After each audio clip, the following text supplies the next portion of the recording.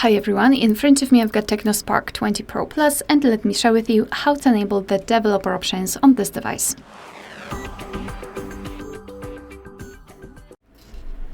So we need to begin with activating the developer options in the settings. So let's open the settings.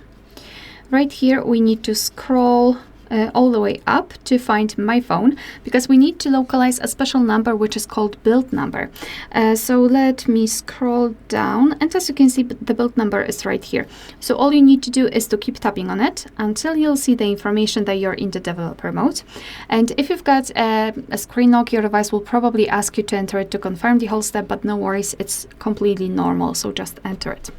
So now, after activating, we can go back to the general list of the settings and here scroll all the way down to find the option System. Then let's scroll down and find Developer Options.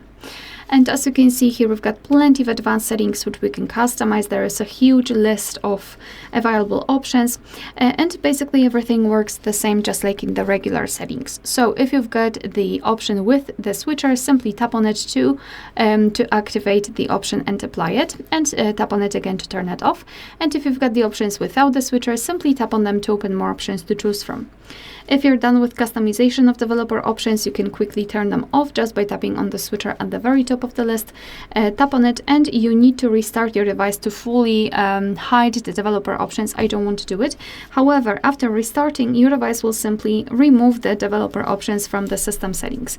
But of course, no worries, you can customize them again. Just go back to the build number step and keep tapping on it. Alright, so that will be all. Thank you so much for watching. Please hit the subscribe button and leave the thumbs up.